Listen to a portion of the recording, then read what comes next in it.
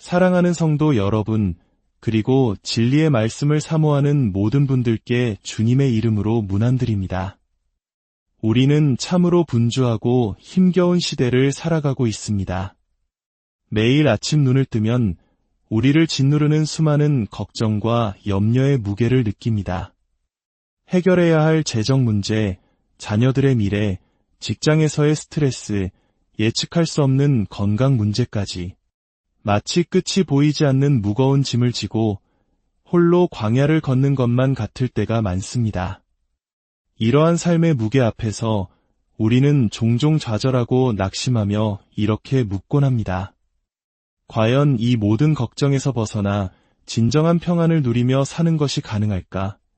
오늘 성경은 바로 이 질문에 대해 아주 명확하고 놀라운 해답을 제시합니다. 그것은 바로 우리의 모든 염려를 우리보다 크신 분께 온전히 맡겨드리는 삶의 비밀입니다.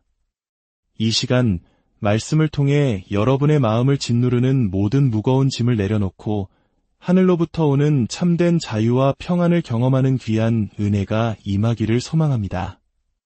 오늘 나누는 이 은혜의 말씀이 여러분의 마음에 깊은 울림을 준다면 구독과 좋아요를 통해 더 많은 분들이 이 평안의 복음을 함께 나눌 수 있도록 동참해 주시길 부탁드립니다. 여러분의 작은 손길이 또 다른 지친 영혼에게 큰 위로와 희망이 될 수 있습니다.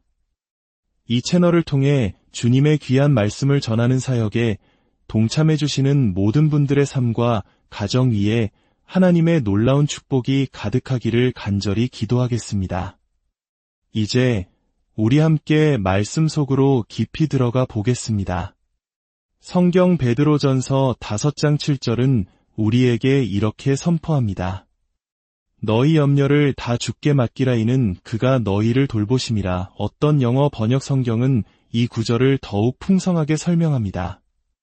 여러분의 모든 염려, 모든 걱정, 모든 불안, 모든 근심을 단번에 그리고 영원히 그분께 던져 버리십시오.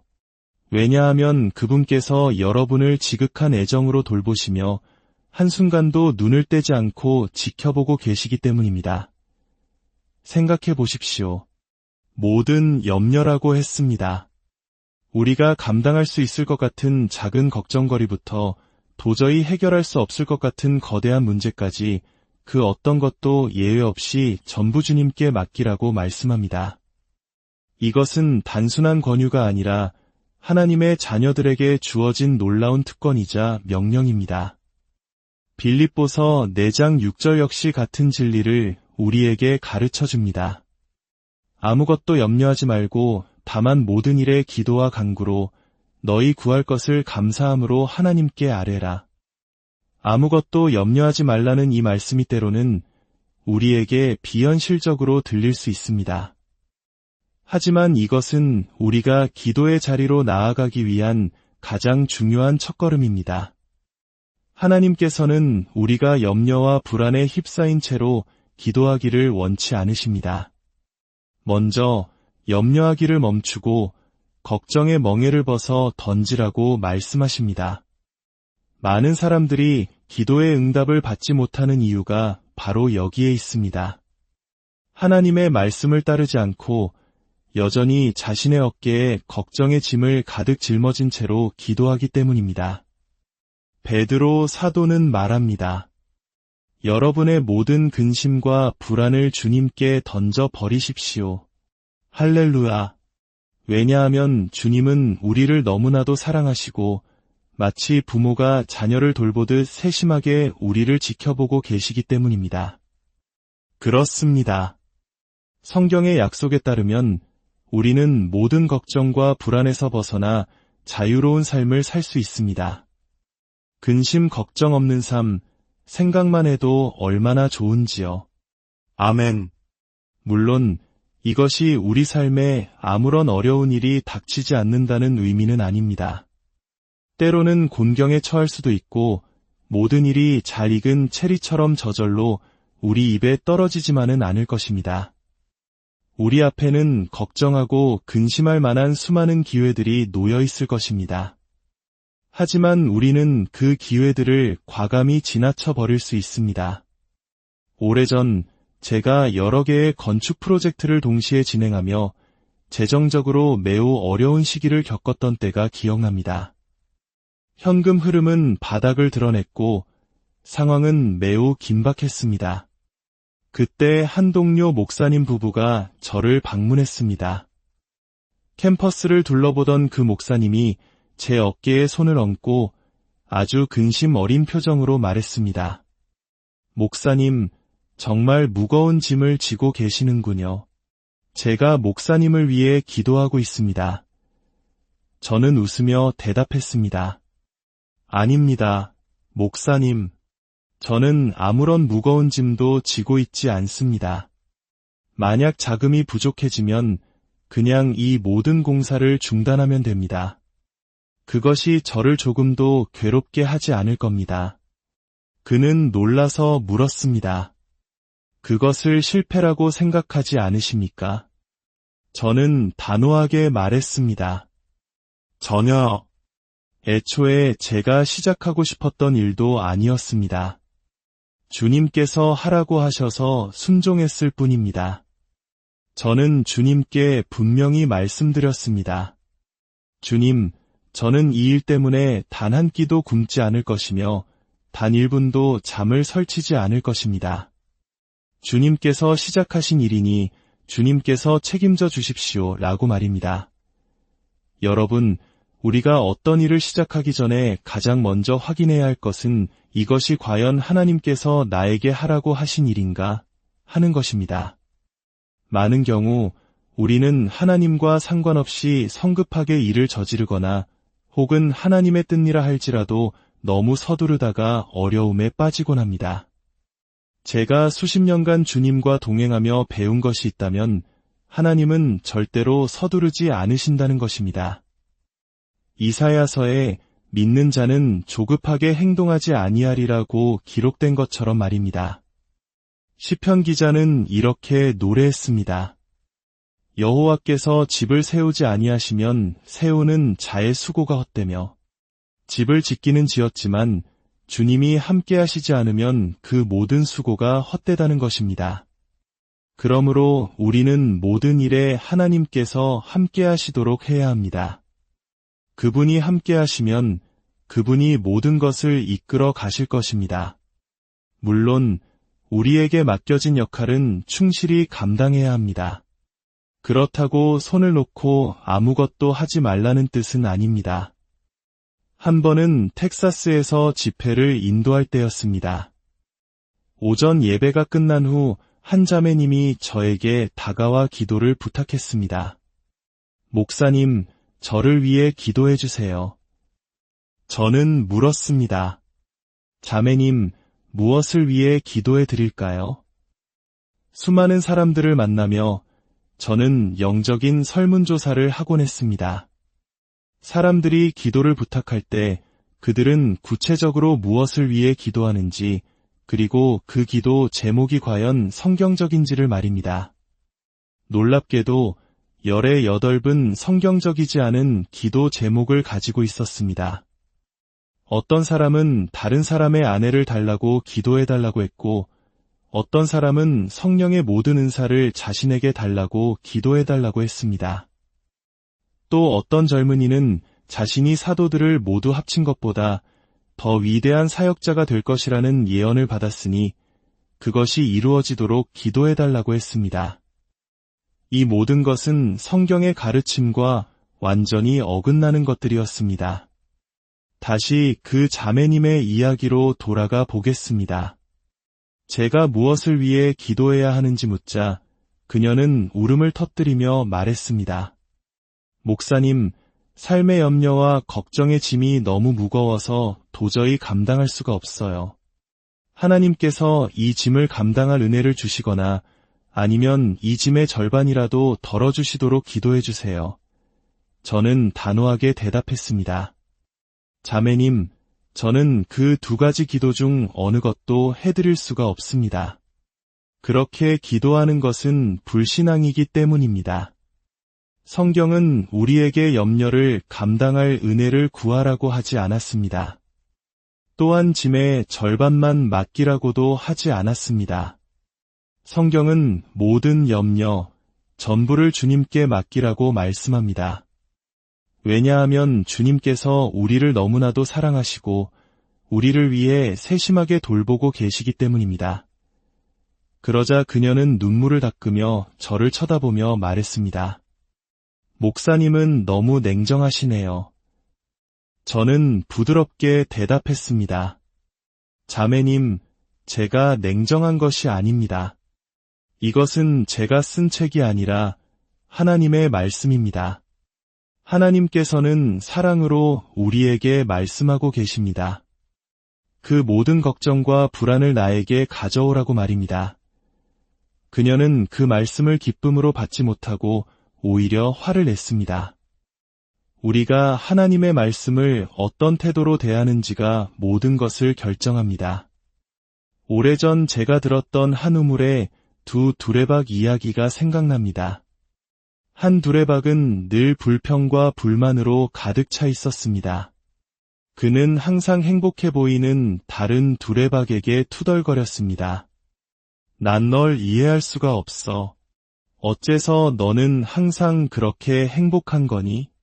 우리는 매일 똑같은 일을 반복하잖아. 가득 채워져 올라가면 이내 텅 빈 채로 다시 내려가야 하는 이 허무한 삶을 말이야. 그러자 항상 웃고 노래하던 다른 두레박이 대답했습니다. 친구, 나는 너를 이해할 수 없네. 나는 다르게 생각하거든. 아무리 텅 빈 채로 내려가더라도 나는 항상 가득 채워져서 다시 올라오잖아. 할렐루야. 그렇습니다. 삶을 바라보는 관점이 모든 차이를 만듭니다. 하나님께서 우리가 근심 걱정 없는 삶을 살기 원하시는 이유가 바로 여기에 있습니다. 슬픔과 불평에 휩싸인 얼굴이 아니라 기쁨과 감사로 가득 찬 삶을 살도록 우리를 부르셨기 때문입니다. 하나님께서는 우리가 짐을 지고 가는 것을 돕기 위해 은혜를 주시는 분이 아닙니다. 그 짐을 통째로 우리에게서 가져가서 대신 져주시는 분입니다. 그는 짐의 절반을 원하지 않으십니다. 모든 짐, 전부를 원하십니다. 많은 사람들이 기도하며 자신의 짐을 주님께 맡겼다고 말합니다. 주님, 이 무거운 짐을 맡아주세요 라고 노래하며 기도합니다. 그러나 기도의 자리에서 일어서는 순간 그들은 다시 그 짐을 자신의 어깨에 짊어지고 끙끙대며 걸어갑니다. 그리고는 왜 하나님께서 아무 일도 해주시지 않는지 의아해합니다. 주님께서 일하실 수 없는 이유는 간단합니다. 주님 손에는 아무것도 없기 때문입니다. 그 짐은 여전히 당신의 손에, 당신의 어깨 위에 있기 때문입니다. 당신이 그 짐을 꽉 붙들고 있는 한 주님은 그것을 가져가실 수 없습니다. 물론 이것이 쉽다는 말은 아닙니다. 저 역시 수많은 밤을 새우며 이 훈련을 해야 했습니다. 한 번은 자동차 할부금이 연체되어 당장 내일 돈을 내지 못하면 차를 빼앗길 위기에 처한 적이 있었습니다. 수중에 돈은 한 푼도 없었고 집회 일정조차 잡혀있지 않았습니다.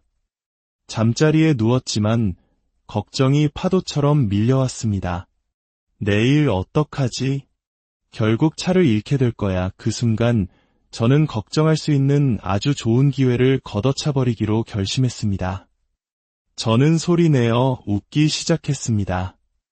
웃을 기분이 전혀 아니었지만 그럼에도 불구하고 웃었습니다. 그리고 사탄을 향해 선포했습니다. 자동차 할부금이라고? 나에겐 그런 거 없어. 나는 이미 그 문제를 주님께 다 맡겨드렸거든. 그건 이제 주님의 문제이지 내 문제가 아니야. 나는 이제 잘 거다. 그리고는 정말 잠이 들었습니다. 얼마 지나지 않아 다시 잠에서 깼습니다. 똑같은 걱정이 저를 덮쳐왔습니다. 정말 괜찮겠어? 내일이면 꼼짝없이 길거리에 나앉게 될 텐데. 저는 다시 한번 선포했습니다. 무슨 소리야? 나에겐 아무런 걱정이 없어.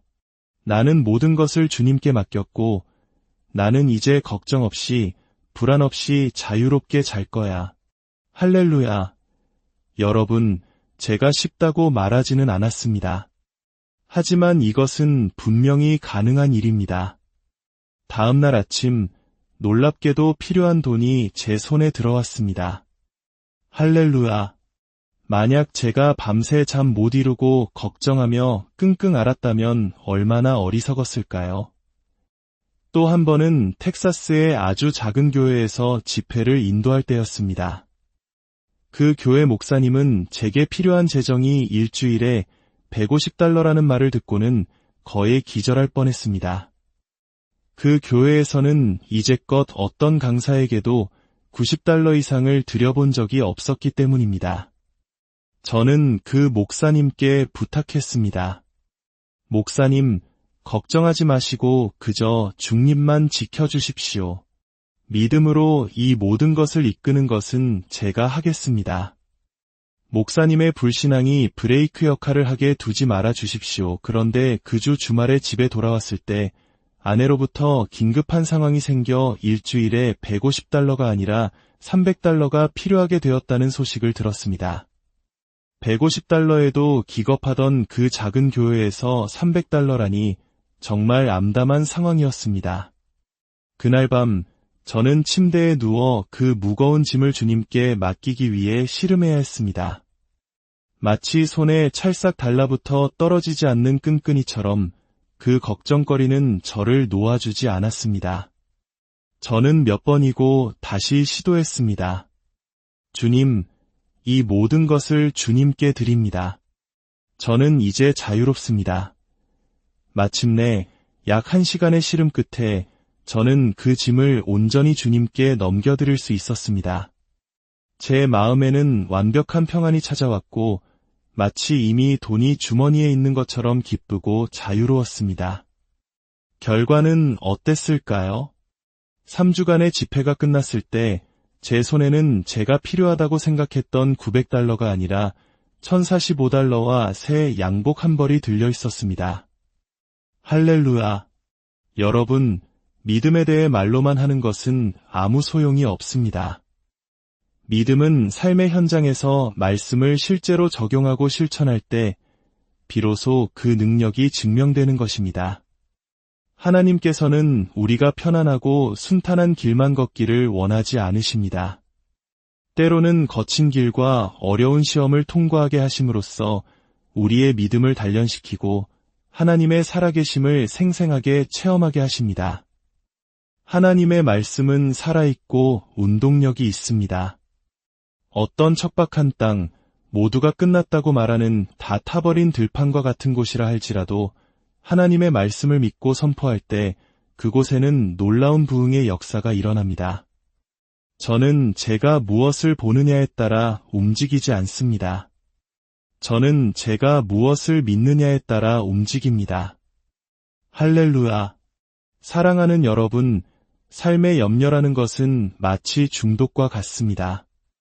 어떤 이들은 담배를 끊을 수 없다고 말하고 어떤 이들은 마약을 끊을 수 없다고 말합니다. 그리고 어떤 이들은 걱정하는 것을 멈출 수 없다고 말합니다. 하지만 기억하십시오. 우리를 니코틴 중독에서, 마약 중독에서, 알코올 중독에서 건져내실 수 있는 하나님께서는 우리를 지독한 염려의 중독에서도 능히 건져내실 수 있습니다. 의학자들은 말합니다. 수많은 사람들이 다른 어떤 것보다도 걱정 때문에 병들고 정신병원에 가고 심지어 무덤에까지 이른다고 말입니다. 걱정은 우리의 영혼뿐만 아니라 육체까지도 병들게 하는 무서운 독입니다. 이제 여러분의 모든 짐을 내려놓으십시오. 그 문제를 해결하기 위해 애쓰지 마십시오. 우리가 그 문제를 해결하려고 애쓰는 한 그것은 우리의 문제입니다. 그러나 그것을 온전히 주님께 맡겨드리는 순간 그것은 주님의 문제가 됩니다. 주님은 우리가 잠든 사이에도 우리를 위해 일하시는 분입니다. 주님은 우리가 상상할 수 없는 방법으로 그 문제를 해결하실 수 있는 전능하신 분입니다. 이제 여러분의 눈을 감고 여러분의 마음을 가장 무겁게 짓누르고 있는 그 걱정거리를 떠올려 보십시오. 그리고 지금 이 순간 그 모든 것을 주님의 손에 올려드리십시오. 함께 기도하겠습니다. 사랑과 은혜의 하나님 아버지, 오늘 말씀을 통해 우리의 모든 염려를 주님께 맡기는 삶의 비밀을 가르쳐 주시니 감사합니다. 우리는 너무나 연약하여 스스로의 힘으로는 삶의 무게를 감당할 수 없음을 고백합니다. 지금 이 시간 저희를 짓누르는 모든 재정의 문제, 건강의 문제, 관계의 문제, 미래에 대한 불안함을 모두 주님의 십자가 앞에 내려놓습니다. 주님, 이 모든 짐을 받아주시고 주님께서 친히 해결하여 주옵소서. 이제 우리는 더 이상 염려하지 않고 오직 주님께서 행하실 놀라운 일들을 믿음의 눈으로 바라보며 감사와 찬양을 드리기 원합니다. 우리 마음속에 세상이 줄 수 없는 하늘의 평강을 가득 채워주옵소서. 여러분의 삶에 하나님의 평강이 강물처럼 흐르기를 축복합니다. 이제는 염려 대신 기도로, 불안 대신 감사로, 두려움 대신 믿음으로 승리하는 복된 삶을 살아가시기를 우리 주 예수 그리스도의 이름으로 간절히 축원합니다. 사랑하는 성도 여러분, 그리고 진리의 말씀을 사모하는 모든 분들께 주님의 이름으로 문안드립니다. 우리는 참으로 분주하고 힘겨운 시대를 살아가고 있습니다. 매일 아침 눈을 뜨면 우리를 짓누르는 수많은 걱정과 염려의 무게를 느낍니다. 해결해야 할 재정 문제, 자녀들의 미래, 직장에서의 스트레스, 예측할 수 없는 건강 문제까지 마치 끝이 보이지 않는 무거운 짐을 지고 홀로 광야를 걷는 것만 같을 때가 많습니다. 이러한 삶의 무게 앞에서 우리는 종종 좌절하고 낙심하며 이렇게 묻곤 합니다. 과연 이 모든 걱정에서 벗어나 진정한 평안을 누리며 사는 것이 가능할까? 오늘 성경은 바로 이 질문에 대해 아주 명확하고 놀라운 해답을 제시합니다. 그것은 바로 우리의 모든 염려를 우리보다 크신 분께 온전히 맡겨드리는 삶의 비밀입니다. 이 시간 말씀을 통해 여러분의 마음을 짓누르는 모든 무거운 짐을 내려놓고 하늘로부터 오는 참된 자유와 평안을 경험하는 귀한 은혜가 임하기를 소망합니다. 오늘 나누는 이 은혜의 말씀이 여러분의 마음에 깊은 울림을 준다면 구독과 좋아요를 통해 더 많은 분들이 이 평안의 복음을 함께 나눌 수 있도록 동참해 주시길 부탁드립니다. 여러분의 작은 손길이 또 다른 지친 영혼에게 큰 위로와 희망이 될 수 있습니다. 이 채널을 통해 주님의 귀한 말씀을 전하는 사역에 동참해 주시는 모든 분들의 삶과 가정 위에 하나님의 놀라운 축복이 가득하기를 간절히 기도하겠습니다. 이제 우리 함께 말씀 속으로 깊이 들어가 보겠습니다. 성경 베드로전서 5장 7절은 우리에게 이렇게 선포합니다. 너희 염려를 다 주께 맡기라 이는 그가 너희를 돌보심이라. 어떤 영어 번역 성경은 이 구절을 더욱 풍성하게 설명합니다. 여러분의 모든 염려, 모든 걱정, 모든 불안, 모든 근심을 단번에 그리고 영원히 그분께 던져 버리십시오. 왜냐하면 그분께서 여러분을 지극한 애정으로 돌보시며 한순간도 눈을 떼지 않고 지켜보고 계시기 때문입니다. 생각해 보십시오. 모든 염려라고 했습니다. 우리가 감당할 수 있을 것 같은 작은 걱정거리부터 도저히 해결할 수 없을 것 같은 거대한 문제까지 그 어떤 것도 예외 없이 전부 주님께 맡기라고 말씀합니다. 이것은 단순한 권유가 아니라 하나님의 자녀들에게 주어진 놀라운 특권이자 명령입니다. 빌립보서 4장 6절 역시 같은 진리를 우리에게 가르쳐 줍니다.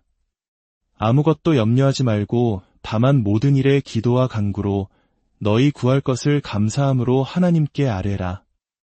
아무것도 염려하지 말라는 이 말씀이 때로는 우리에게 비현실적으로 들릴 수 있습니다. 하지만 이것은 우리가 기도의 자리로 나아가기 위한 가장 중요한 첫걸음입니다. 하나님께서는 우리가 염려와 불안에 휩싸인 채로 기도하기를 원치 않으십니다. 먼저 염려하기를 멈추고 걱정의 멍에를 벗어 던지라고 말씀하십니다. 많은 사람들이 기도의 응답을 받지 못하는 이유가 바로 여기에 있습니다. 하나님의 말씀을 따르지 않고 여전히 자신의 어깨에 걱정의 짐을 가득 짊어진 채로 기도하기 때문입니다. 베드로 사도는 말합니다. 여러분의 모든 근심과 불안을 주님께 던져 버리십시오. 할렐루야. 왜냐하면 주님은 우리를 너무나도 사랑하시고 마치 부모가 자녀를 돌보듯 세심하게 우리를 지켜보고 계시기 때문입니다. 그렇습니다. 성경의 약속에 따르면 우리는 모든 걱정과 불안에서 벗어나 자유로운 삶을 살 수 있습니다. 근심 걱정 없는 삶, 생각만 해도 얼마나 좋은지요. 아멘. 물론 이것이 우리 삶에 아무런 어려운 일이 닥치지 않는다는 의미는 아닙니다. 때로는 곤경에 처할 수도 있고 모든 일이 잘 익은 체리처럼 저절로 우리 입에 떨어지지만은 않을 것입니다. 우리 앞에는 걱정하고 근심할 만한 수많은 기회들이 놓여 있을 것입니다. 하지만 우리는 그 기회들을 과감히 지나쳐 버릴 수 있습니다. 오래전 제가 여러 개의 건축 프로젝트를 동시에 진행하며 재정적으로 매우 어려운 시기를 겪었던 때가 기억납니다. 현금 흐름은 바닥을 드러냈고 상황은 매우 긴박했습니다. 그때 한 동료 목사님 부부가 저를 방문했습니다. 캠퍼스를 둘러보던 그 목사님이 제 어깨에 손을 얹고 아주 근심 어린 표정으로 말했습니다. 목사님, 정말 무거운 짐을 지고 계시는군요. 제가 목사님을 위해 기도하고 있습니다. 저는 웃으며 대답했습니다. 아닙니다, 목사님. 저는 아무런 무거운 짐도 지고 있지 않습니다. 만약 자금이 부족해지면 그냥 이 모든 공사를 중단하면 됩니다. 그것이 저를 조금도 괴롭게 하지 않을 겁니다. 그는 놀라서 물었습니다. 그것을 실패라고 생각하지 않으십니까? 저는 단호하게 말했습니다. 전혀. 애초에 제가 시작하고 싶었던 일도 아니었습니다. 주님께서 하라고 하셔서 순종했을 뿐입니다. 저는 주님께 분명히 말씀드렸습니다. 주님, 저는 이 일 때문에 단 한 끼도 굶지 않을 것이며 단 1분도 잠을 설치지 않을 것입니다. 주님께서 시작하신 일이니 주님께서 책임져 주십시오 라고 말입니다. 여러분, 우리가 어떤 일을 시작하기 전에 가장 먼저 확인해야 할 것은 이것이 과연 하나님께서 나에게 하라고 하신 일인가 하는 것입니다. 많은 경우 우리는 하나님과 상관없이 성급하게 일을 저지르거나 혹은 하나님의 뜻이라 할지라도 너무 서두르다가 어려움에 빠지곤 합니다. 제가 수십 년간 주님과 동행하며 배운 것이 있다면 하나님은 절대로 서두르지 않으신다는 것입니다. 이사야서에 믿는 자는 조급하게 행동하지 아니하리라고 기록된 것처럼 말입니다. 시편 기자는 이렇게 노래했습니다. 여호와께서 집을 세우지 아니하시면 세우는 자의 수고가 헛되며 집을 짓기는 지었지만 주님이 함께 하시지 않으면 그 모든 수고가 헛되다는 것입니다. 그러므로 우리는 모든 일에 하나님께서 함께 하시도록 해야 합니다. 그분이 함께 하시면 그분이 모든 것을 이끌어 가실 것입니다. 물론 우리에게 맡겨진 역할은 충실히 감당해야 합니다. 그렇다고 손을 놓고 아무것도 하지 말라는 뜻은 아닙니다. 한 번은 텍사스에서 집회를 인도할 때였습니다. 오전 예배가 끝난 후 한 자매님이 저에게 다가와 기도를 부탁했습니다. 목사님, 저를 위해 기도해 주세요. 저는 물었습니다. 자매님, 무엇을 위해 기도해 드릴까요? 수많은 사람들을 만나며 저는 영적인 설문조사를 하곤 했습니다. 사람들이 기도를 부탁할 때 그들은 구체적으로 무엇을 위해 기도하는지, 그리고 그 기도 제목이 과연 성경적인지를 말입니다. 놀랍게도 열의 8은 성경적이지 않은 기도 제목을 가지고 있었습니다. 어떤 사람은 다른 사람의 아내를 달라고 기도해달라고 했고, 어떤 사람은 성령의 모든 은사를 자신에게 달라고 기도해달라고 했습니다. 또 어떤 젊은이는 자신이 사도들을 모두 합친 것보다 더 위대한 사역자가 될 것이라는 예언을 받았으니 그것이 이루어지도록 기도해달라고 했습니다. 이 모든 것은 성경의 가르침과 완전히 어긋나는 것들이었습니다. 다시 그 자매님의 이야기로 돌아가 보겠습니다. 제가 무엇을 위해 기도해야 하는지 묻자 그녀는 울음을 터뜨리며 말했습니다. 목사님, 삶의 염려와 걱정의 짐이 너무 무거워서 도저히 감당할 수가 없어요. 하나님께서 이 짐을 감당할 은혜를 주시거나 아니면 이 짐의 절반이라도 덜어주시도록 기도해 주세요. 저는 단호하게 대답했습니다. 자매님, 저는 그 2가지 기도 중 어느 것도 해드릴 수가 없습니다. 그렇게 기도하는 것은 불신앙이기 때문입니다. 성경은 우리에게 염려를 감당할 은혜를 구하라고 하지 않았습니다. 또한 짐의 절반만 맡기라고도 하지 않았습니다. 성경은 모든 염려, 전부를 주님께 맡기라고 말씀합니다. 왜냐하면 주님께서 우리를 너무나도 사랑하시고 우리를 위해 세심하게 돌보고 계시기 때문입니다. 그러자 그녀는 눈물을 닦으며 저를 쳐다보며 말했습니다. 목사님은 너무 냉정하시네요. 저는 부드럽게 대답했습니다. 자매님, 제가 냉정한 것이 아닙니다. 이것은 제가 쓴 책이 아니라 하나님의 말씀입니다. 하나님께서는 사랑으로 우리에게 말씀하고 계십니다. 그 모든 걱정과 불안을 나에게 가져오라고 말입니다. 그녀는 그 말씀을 기쁨으로 받지 못하고 오히려 화를 냈습니다. 우리가 하나님의 말씀을 어떤 태도로 대하는지가 모든 것을 결정합니다. 오래전 제가 들었던 한 우물의 2 두레박 이야기가 생각납니다. 한 두레박은 늘 불평과 불만으로 가득 차 있었습니다. 그는 항상 행복해 보이는 다른 두레박에게 투덜거렸습니다. 난 널 이해할 수가 없어. 어째서 너는 항상 그렇게 행복한 거니? 우리는 매일 똑같은 일을 반복하잖아. 가득 채워져 올라가면 이내 텅 빈 채로 다시 내려가야 하는 이 허무한 삶을 말이야. 그러자 항상 웃고 노래하던 다른 두레박이 대답했습니다. 친구, 나는 너를 이해할 수 없네. 나는 다르게 생각하거든. 아무리 텅 빈 채로 내려가더라도 나는 항상 가득 채워져서 다시 올라오잖아. 할렐루야. 그렇습니다. 삶을 바라보는 관점이 모든 차이를 만듭니다. 하나님께서 우리가 근심 걱정 없는 삶을 살기 원하시는 이유가 바로 여기에 있습니다. 슬픔과 불평에 휩싸인 얼굴이 아니라 기쁨과 감사로 가득 찬 삶을 살도록 우리를 부르셨기 때문입니다. 하나님께서는 우리가 짐을 지고 가는 것을 돕기 위해 은혜를 주시는 분이 아닙니다. 그 짐을 통째로 우리에게서 가져가서 대신 져주시는 분입니다. 그는 짐의 절반을 원하지 않으십니다. 모든 짐, 전부를 원하십니다.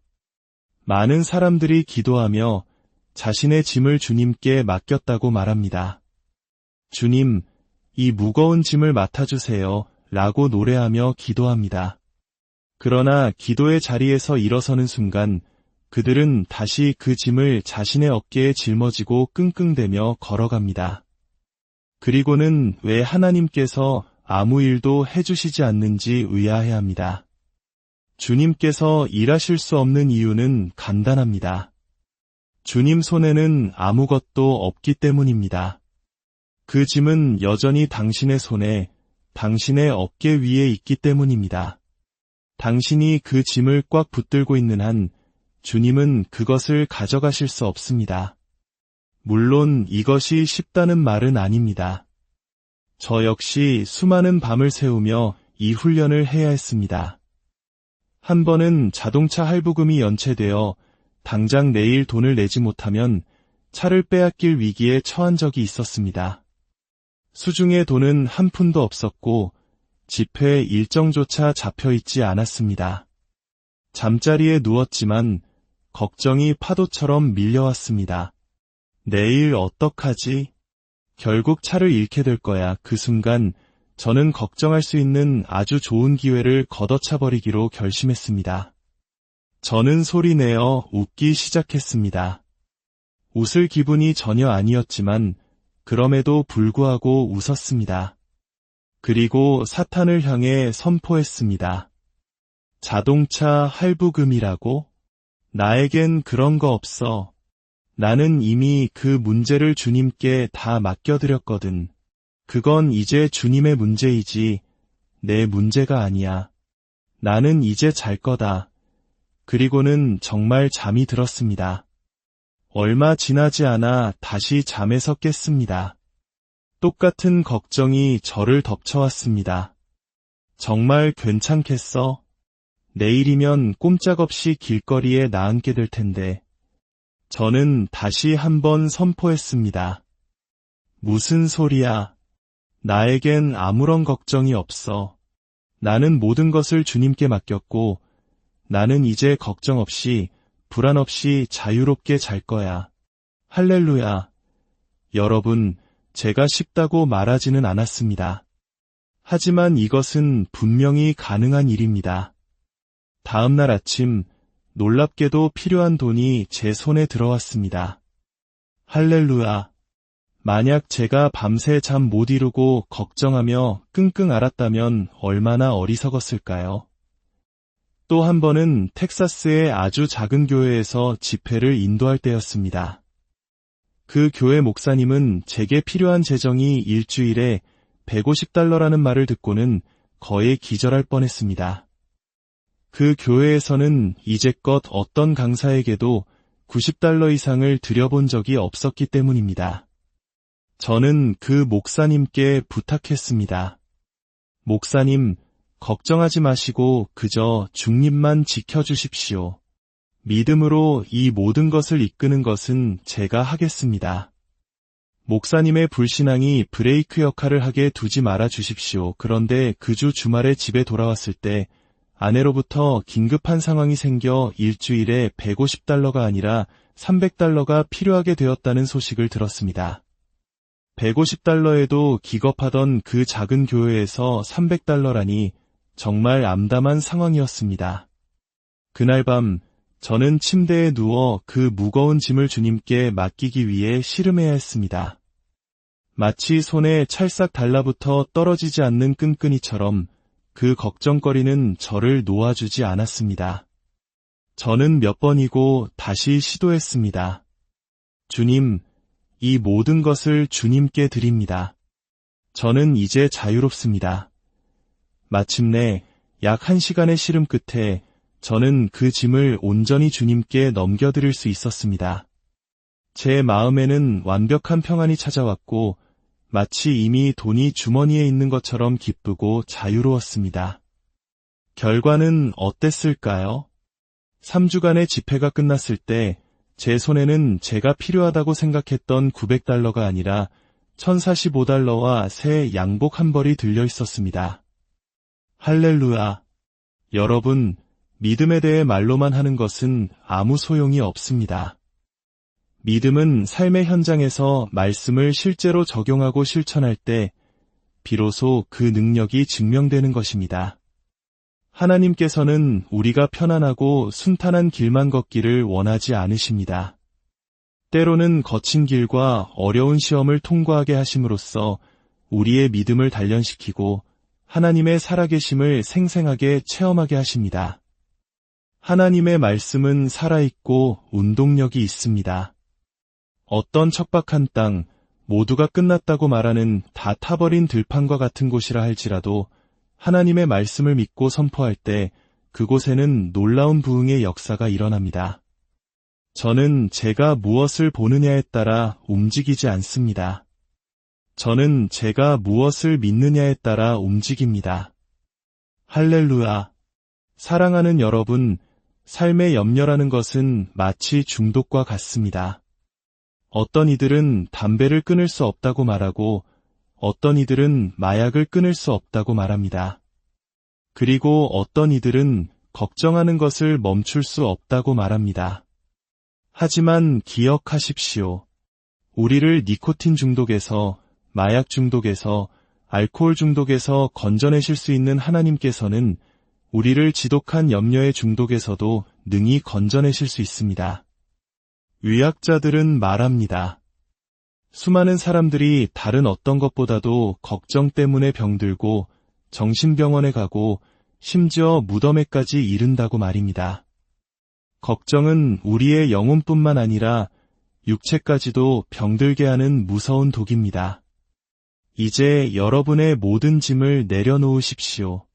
그 문제를 해결하기 위해 애쓰지 마십시오. 우리가 그 문제를 해결하려고 애쓰는 한 그것은 우리의 문제입니다.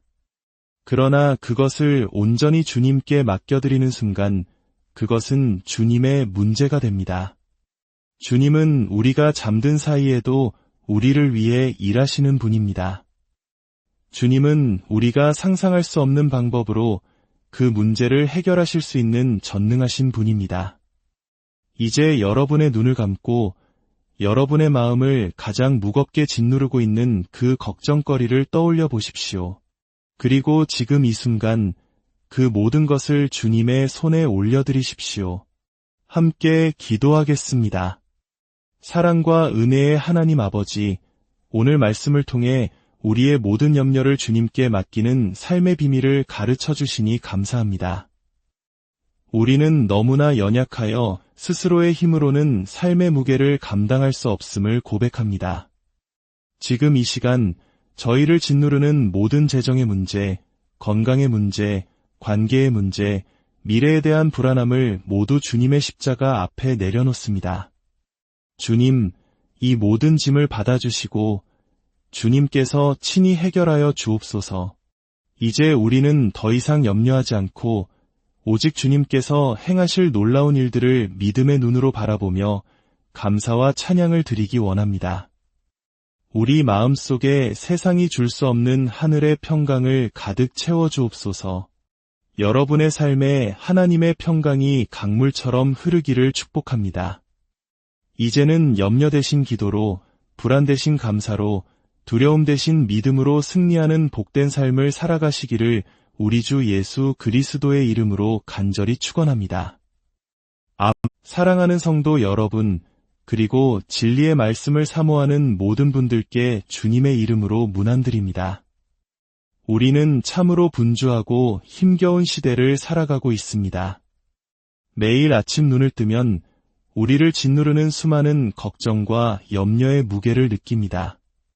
해결해야 할 재정 문제, 자녀들의 미래, 직장에서의 스트레스, 예측할 수 없는 건강 문제까지 마치 끝이 보이지 않는 무거운 짐을 지고 홀로 광야를 걷는 것만 같을 때가 많습니다. 이러한 삶의 무게 앞에서 우리는 종종 좌절하고 낙심하며 이렇게 묻곤 합니다. 과연 이 모든 걱정에서 벗어나 진정한 평안을 누리며 사는 것이 가능할까? 오늘 성경은 바로 이 질문에 대해 아주 명확하고 놀라운 해답을 제시합니다. 그것은 바로 우리의 모든 염려를 우리보다 크신 분께 온전히 맡겨드리는 삶의 비밀입니다. 이 시간 말씀을 통해 여러분의 마음을 짓누르는 모든 무거운 짐을 내려놓고 하늘로부터 오는 참된 자유와 평안을 경험하는 귀한 은혜가 임하기를 소망합니다. 오늘 나누는 이 은혜의 말씀이 여러분의 마음에 깊은 울림을 준다면 구독과 좋아요를 통해 더 많은 분들이 이 평안의 복음을 함께 나눌 수 있도록 동참해 주시길 부탁드립니다. 여러분의 작은 손길이 또 다른 지친 영혼에게 큰 위로와 희망이 될 수 있습니다. 이 채널을 통해 주님의 귀한 말씀을 전하는 사역에 동참해 주시는 모든 분들의 삶과 가정 위에 하나님의 놀라운 축복이 가득하기를 간절히 기도하겠습니다. 이제 우리 함께 말씀 속으로 깊이 들어가 보겠습니다. 성경 베드로전서 5장 7절은 우리에게 이렇게 선포합니다. 너희 염려를 다 주께 맡기라 이는 그가 너희를 돌보심이라. 어떤 영어 번역 성경은 이 구절을 더욱 풍성하게 설명합니다. 여러분의 모든 염려, 모든 걱정, 모든 불안, 모든 근심을 단번에 그리고 영원히 그분께 던져 버리십시오. 왜냐하면 그분께서 여러분을 지극한 애정으로 돌보시며 한순간도 눈을 떼지 않고 지켜보고 계시기 때문입니다. 생각해 보십시오. 모든 염려라고 했습니다. 우리가 감당할 수 있을 것 같은 작은 걱정거리부터 도저히 해결할 수 없을 것 같은 거대한 문제까지 그 어떤 것도 예외 없이 전부 주님께 맡기라고 말씀합니다. 이것은 단순한 권유가 아니라 하나님의 자녀들에게 주어진 놀라운 특권이자 명령입니다.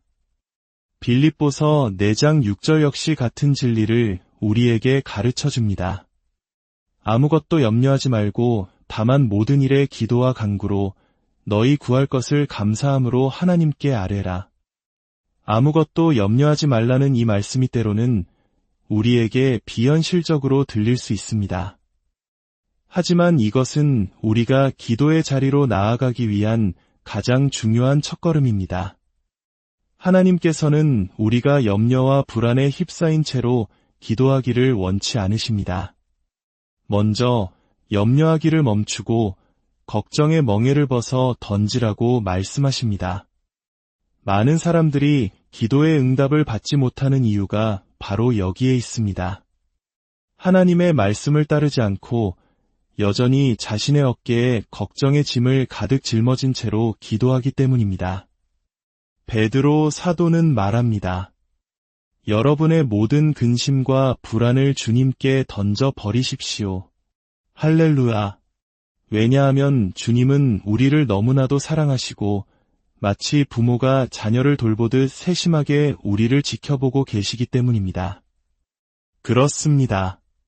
성경의 약속에 따르면 우리는 모든 걱정과 불안에서 벗어나 자유로운 삶을 살 수 있습니다.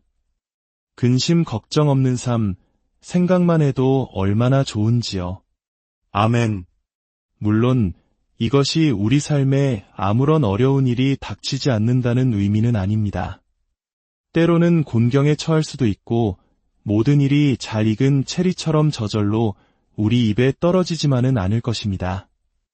우리 앞에는 걱정하고 근심할 만한 수많은 기회들이 놓여 있을 것입니다. 하지만 우리는 그 기회들을 과감히 지나쳐 버릴 수 있습니다. 오래전 제가 여러 개의 건축 프로젝트를 동시에 진행하며 재정적으로 매우 어려운 시기를 겪었던 때가 기억납니다. 현금 흐름은 바닥을 드러냈고 상황은 매우 긴박했습니다. 그때 한 동료 목사님 부부가 저를 방문했습니다. 캠퍼스를 둘러보던 그 목사님이 제 어깨에 손을 얹고 아주 근심 어린 표정으로 말했습니다. 목사님, 정말 무거운 짐을 지고 계시는군요. 제가 목사님을 위해 기도하고 있습니다. 저는 웃으며 대답했습니다. 아닙니다, 목사님. 저는 아무런 무거운 짐도 지고 있지 않습니다. 만약 자금이 부족해지면 그냥 이 모든 공사를 중단하면 됩니다. 그것이 저를 조금도 괴롭게 하지 않을 겁니다. 그는 놀라서 물었습니다. 그것을 실패라고 생각하지 않으십니까? 저는 단호하게 말했습니다. 전혀. 애초에 제가 시작하고 싶었던 일도 아니었습니다. 주님께서 하라고 하셔서 순종했을 뿐입니다. 저는 주님께 분명히 말씀드렸습니다. 주님, 저는 이 일 때문에 단 한 끼도 굶지 않을 것이며 단 1분도 잠을 설치지 않을 것입니다. 주님께서 시작하신 일이니 주님께서 책임져 주십시오 라고 말입니다. 여러분, 우리가 어떤 일을 시작하기 전에 가장 먼저 확인해야 할 것은 이것이 과연 하나님께서 나에게 하라고 하신 일인가 하는 것입니다. 많은 경우 우리는 하나님과 상관없이 성급하게 일을 저지르거나 혹은 하나님의 뜻이라 할지라도 너무 서두르다가 어려움에 빠지곤 합니다. 제가 수십 년간 주님과 동행하며 배운 것이 있다면 하나님은 절대로 서두르지 않으신다는 것입니다. 이사야서에 믿는 자는 조급하게 행동하지 아니하리라고 기록된 것처럼 말입니다. 시편 기자는 이렇게 노래했습니다. 여호와께서 집을 세우지 아니하시면 세우는 자의 수고가 헛되며 집을 짓기는 지었지만 주님이 함께 하시지 않으면 그 모든 수고가 헛되다는 것입니다. 그러므로 우리는 모든 일에 하나님께서 함께 하시도록 해야 합니다. 그분이 함께 하시면 그분이 모든 것을 이끌어 가실 것입니다. 물론 우리에게 맡겨진 역할은 충실히 감당해야 합니다. 그렇다고 손을 놓고 아무것도 하지 말라는 뜻은 아닙니다. 한 번은 텍사스에서 집회를 인도할 때였습니다. 오전 예배가 끝난 후 한 자매님이 저에게 다가와 기도를 부탁했습니다. 목사님, 저를 위해 기도해 주세요. 저는 물었습니다. 자매님, 무엇을 위해 기도해 드릴까요? 수많은 사람들을 만나며 저는 영적인 설문조사를 하곤 했습니다. 사람들이 기도를 부탁할 때 그들은 구체적으로 무엇을 위해 기도하는지, 그리고 그 기도 제목이 과연 성경적인지를 말입니다. 놀랍게도 열의 8은 성경적이지 않은 기도 제목을 가지고 있었습니다. 어떤 사람은 다른 사람의 아내를 달라고 기도해달라고 했고, 어떤 사람은 성령의 모든 은사를 자신에게 달라고 기도해달라고 했습니다. 또 어떤 젊은이는 자신이 사도들을 모두 합친 것보다 더 위대한 사역자가 될 것이라는 예언을 받았으니 그것이 이루어지도록 기도해달라고 했습니다. 이 모든 것은 성경의 가르침과 완전히 어긋나는 것들이었습니다. 다시 그 자매님의 이야기로 돌아가 보겠습니다. 제가 무엇을 위해 기도해야 하는지 묻자 그녀는 울음을 터뜨리며 말했습니다. 목사님, 삶의 염려와 걱정의 짐이 너무 무거워서 도저히 감당할 수가 없어요. 하나님께서 이 짐을 감당할 은혜를 주시거나 아니면 이 짐의 절반이라도 덜어주시도록 기도해 주세요. 저는 단호하게 대답했습니다. 자매님, 저는 그 2가지 기도 중 어느 것도 해드릴 수가 없습니다. 그렇게 기도하는 것은 불신앙이기 때문입니다. 성경은 우리에게 염려를 감당할 은혜를 구하라고 하지 않았습니다. 또한 짐의 절반만 맡기라고도 하지 않았습니다. 성경은 모든 염려, 전부를 주님께 맡기라고 말씀합니다. 왜냐하면 주님께서 우리를 너무나도 사랑하시고 우리를 위해 세심하게 돌보고 계시기 때문입니다. 그러자 그녀는 눈물을 닦으며 저를 쳐다보며 말했습니다. 목사님은 너무 냉정하시네요. 저는 부드럽게 대답했습니다. 자매님, 제가 냉정한 것이 아닙니다. 이것은 제가 쓴 책이 아니라 하나님의 말씀입니다. 하나님께서는 사랑으로 우리에게 말씀하고 계십니다. 그 모든 걱정과 불안을 나에게 가져오라고 말입니다. 그녀는 그 말씀을 기쁨으로 받지 못하고 오히려 화를 냈습니다. 우리가 하나님의 말씀을 어떤 태도로 대하는지가 모든 것을 결정합니다. 오래전 제가 들었던 한 우물의 2 두레박 이야기가 생각납니다. 한 두레박은 늘 불평과 불만으로 가득 차 있었습니다. 그는 항상 행복해 보이는 다른 두레박에게 투덜거렸습니다. 난 널 이해할 수가 없어. 어째서 너는 항상 그렇게 행복한 거니? 우리는 매일 똑같은 일을 반복하잖아. 가득 채워져 올라가면 이내 텅 빈 채로 다시 내려가야 하는 이 허무한 삶을 말이야. 그러자 항상 웃고 노래하던 다른 두레박이 대답했습니다. 친구, 나는 너를 이해할 수 없네. 나는 다르게 생각하거든. 아무리 텅 빈 채로 내려가더라도 나는 항상 가득 채워져서 다시 올라오잖아. 할렐루야. 그렇습니다. 삶을 바라보는 관점이 모든 차이를 만듭니다. 하나님께서 우리가 근심 걱정 없는 삶을 살기 원하시는 이유가 바로 여기에 있습니다. 슬픔과 불평에 휩싸인 얼굴이 아니라 기쁨과 감사로 가득 찬 삶을 살도록 우리를 부르셨기 때문입니다. 하나님께서는 우리가 짐을 지고 가는 것을 돕기 위해 은혜를 주시는 분이 아닙니다. 그 짐을 통째로 우리에게서 가져가서 대신 져주시는 분입니다. 그는 짐의 절반을 원하지 않으십니다. 모든 짐, 전부를 원하십니다. 많은 사람들이 기도하며 자신의 짐을 주님께 맡겼다고 말합니다. 주님, 이 무거운 짐을 맡아주세요 라고 노래하며 기도합니다. 그러나 기도의 자리에서 일어서는 순간 그들은 다시 그 짐을 자신의 어깨에 짊어지고 끙끙대며 걸어갑니다. 그리고는 왜 하나님께서 아무 일도 해주시지 않는지 의아해합니다. 주님께서 일하실 수 없는 이유는 간단합니다. 주님 손에는 아무것도 없기 때문입니다. 그 짐은 여전히 당신의 손에, 당신의 어깨 위에 있기 때문입니다. 당신이 그 짐을 꽉 붙들고 있는 한 주님은 그것을 가져가실 수 없습니다. 물론 이것이 쉽다는 말은 아닙니다. 저 역시 수많은 밤을 새우며 이 훈련을 해야 했습니다. 한 번은 자동차 할부금이 연체되어 당장 내일 돈을 내지 못하면 차를 빼앗길 위기에 처한 적이 있었습니다. 수중에 돈은 한 푼도 없었고 지폐 일정조차 잡혀있지 않았습니다. 잠자리에 누웠지만 걱정이 파도처럼 밀려왔습니다. 내일 어떡하지? 결국 차를 잃게 될 거야. 그 순간 저는 걱정할 수 있는 아주 좋은 기회를 걷어차버리기로 결심했습니다. 저는 소리내어 웃기 시작했습니다. 웃을 기분이 전혀 아니었지만 그럼에도 불구하고 웃었습니다. 그리고 사탄을 향해 선포했습니다. 자동차 할부금이라고? 나에겐 그런 거 없어.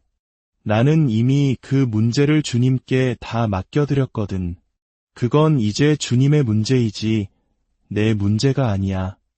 나는 이제 잘 거다. 그리고는 정말 잠이 들었습니다. 얼마 지나지 않아 다시 잠에서 깼습니다. 똑같은 걱정이 저를 덮쳐왔습니다. 정말 괜찮겠어? 내일이면 꼼짝없이 길거리에 나앉게 될 텐데. 저는 다시 한번 선포했습니다. 무슨 소리야?